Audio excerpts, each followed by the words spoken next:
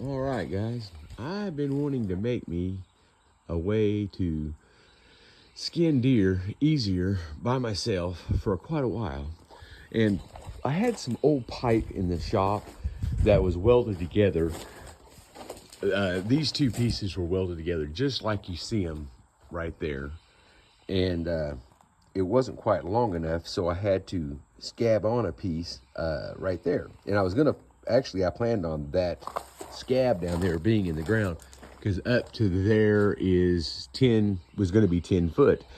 Well, I dug down about 2.5 foot, and I hit rock.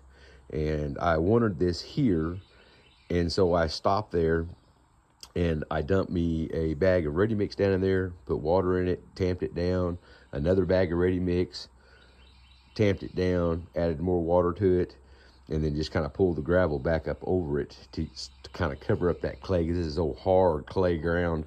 But I was really surprised when I started digging yesterday. I dug down about 4 inches and the ground was just as wet as it could be. And this old clay, actually you can see it's still pretty moist. And it's been laying there for 24 hours.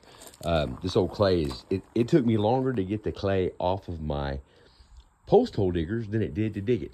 But I just had an old crank, I put a crank here, and I had an old winch, electric winch for a four-wheeler at the house, and I took the cable off of it because the cable that was on this was really bad shape.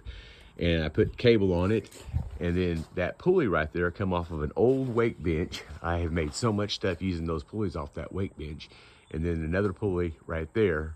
And what I'm gonna do is come back here, probably 4 or 5 of those 2x10s, 2x8s, and screw me a across here, and then run me a bolt through that hole and chain it right there to give it a little more stability so it won't be able to pull forward. And I put it in the ground and I leaned it back just a little bit. You can kind of tell. And it's perfectly straight up and down, other than it's leaning back a little bit. And I did that on purpose. But that's what I built. I think it turned out pretty good. It was real easy, and it was just stuff I had around the house. I didn't buy a single thing other than the welding rods. And it turned out pretty good, I think. Well, hopefully we'll get to try that out this year during deer season. It's about 11 foot, I guess. Right between 11 and 12 foot to the top up there. So that ought to work out just about right. Well, you guys have a great day, and thank you so much for checking in.